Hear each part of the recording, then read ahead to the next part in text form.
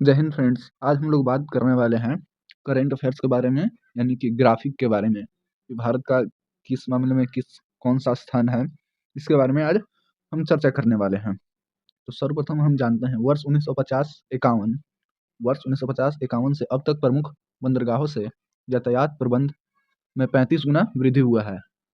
1950 और 51 से अभी तक, यानी कि जब भी हम देखेंगे तो कहाँ से देखेंगे, 1950 से 51 तक। यहाँ पे आप ग्राफ के माध्यम से देख भी सकते हैं।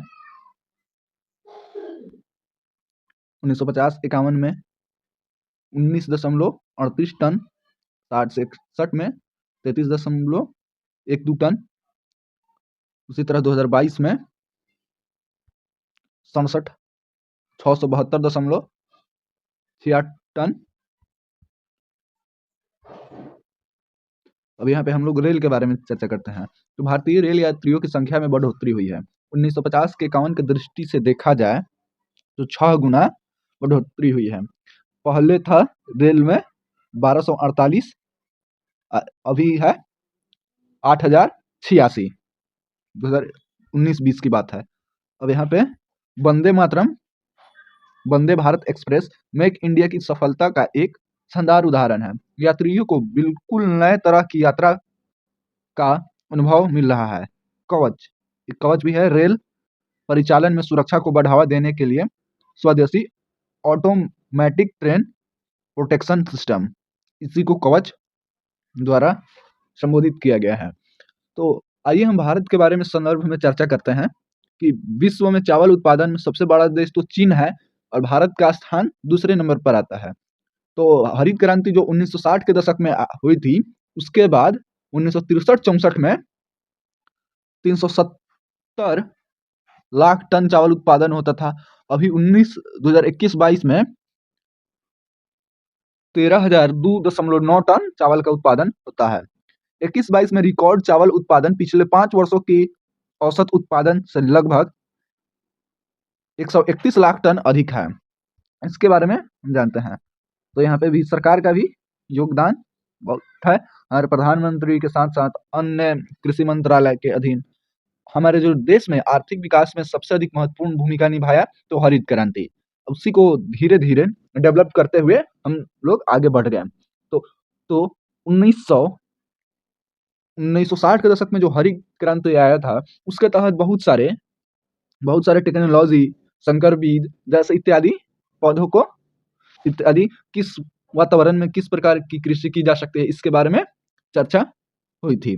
तो यहाँ पे 2021-22 में रिकॉर्ड चावल उत्पादन पिछले वर्षों की औसत उत्पादन में 131 लाख टन अधिक है। सरकार की किसान अनुकूल नीतियां और वैज्ञानिकों सहित किसानों के अथक प्रयासों की बदौलत चावल का रिकॉर्ड उत्पादन, ये हमारे वैज्ञानिकों का भी इसमें अहम भूमिका है। पिछले 3 दशकों में बागवानी की 3 गुनी बढ़ोतरी हुई है।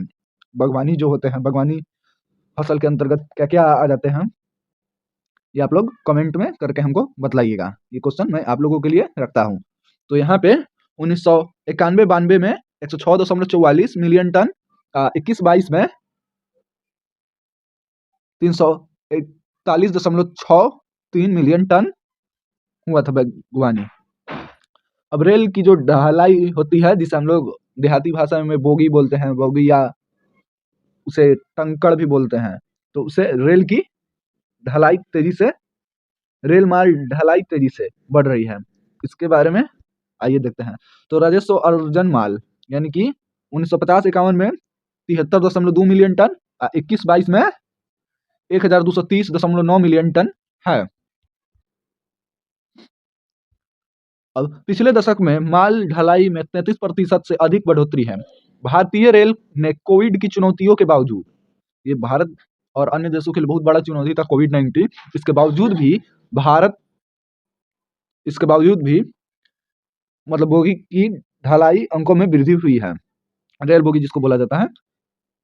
अब रसायन और संबंध उत्पादन का निर्यात, तो रसायन संबंध उत्पादन में भी आप लोग जैसे जानते हो, ये कोविड-19 के दौरान सबसे अधिक इसका मैन्युफैक्चर हुआ है रसायन के क्षेत्र में, क्योंकि वहाँ पे जो मेडिकल किट बनते थे, पीपीई किट, इन सभी में रसायन का उपयोग जरूर होता था। सैनिटाइजर्स हो गए, इसी के कारण इसका बढ़ोतरी काफी तेजी से हुआ है। तो 1960-61 के दशक में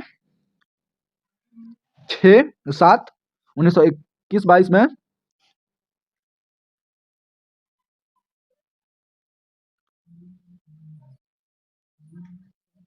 4,98,691। आवाज जा रहा है?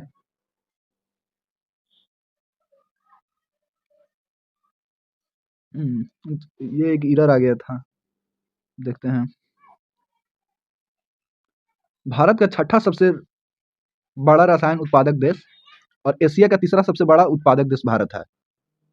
भारत विश्व का छठा, याद रखिएगा, विश्व का छठा और एशिया का तीसरा सबसे बड़ा उत्पादक देश है। वर्ष 2013-14 की तुलना में वर्ष 2021-22 में भारतीय रसायनों के निर्यात में 106% की वृद्धि दर्ज की गई है।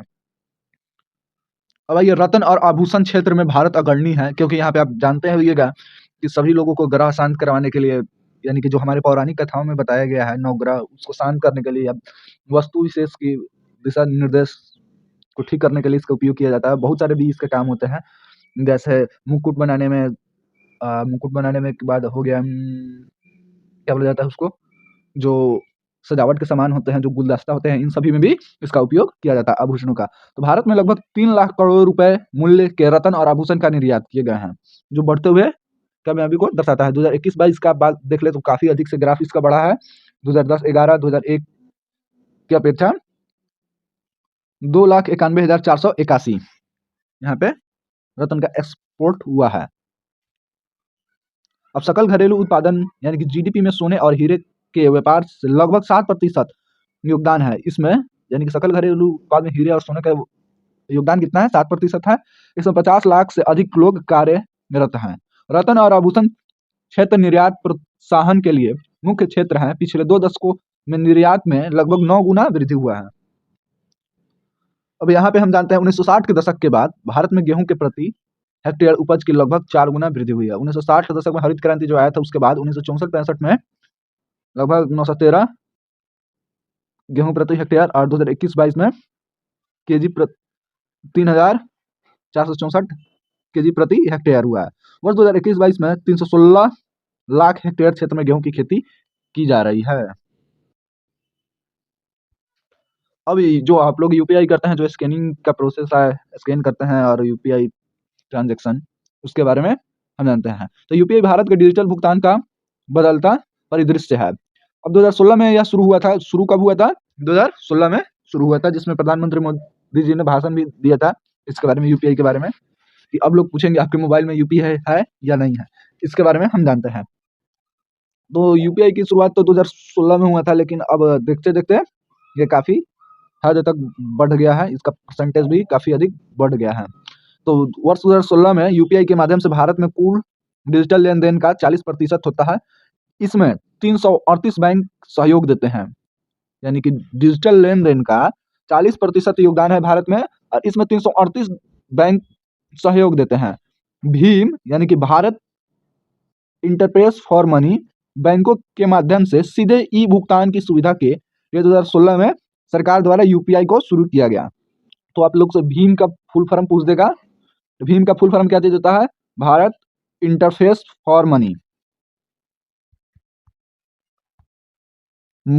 कम मूल्य के लेन देन को बढ़ावा दिए जाने से छोटे दुकानदारों को बहुत फायदा और सुविधा हो रही है। जैसे आप लोग मार्केट गए, तो आप लोग के पास, मान लीजिए आप लोग ने 69 रुपीज का सब्जी ले लिया, तो उसको पे करने के लिए अब आपको या तो खुला करना होगा, अगर उसके पास यूपीआई है तो यूपीआई के माध्यम से आप स्कैन करके या उसके नंबर से या यूपीआई आईडी से आप उसको आसानी से भुगतान कर सकते हैं।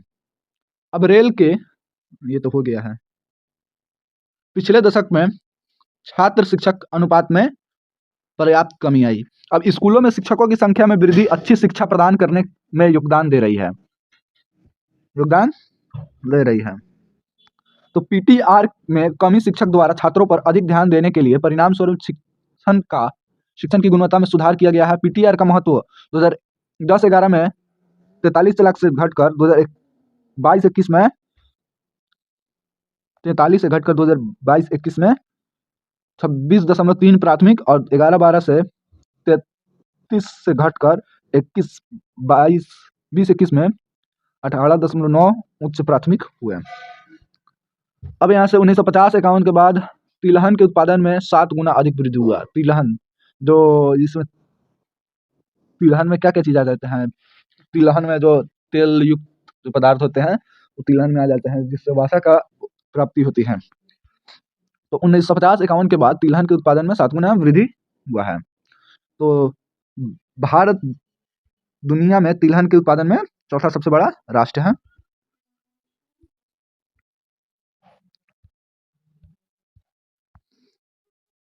यहाँ तिलहन का उत्पादन और उत्पादकता बढ़ाने के लिए राष्ट्रीय खाद्य सुरक्षा मिशन यानी कि तिलहन सभी जिलों में कार्य कर रहा है। हो गया दोस्तों, इसी के साथ जय हिंद। आप लोग जाकर टेलीग्राम से ज्वाइन कर लें, टेलीग्राम पर इसका पीडीएफ अपलोड कर दिया जाएगा। मिलते हैं हम नेक्स्ट वीडियो में।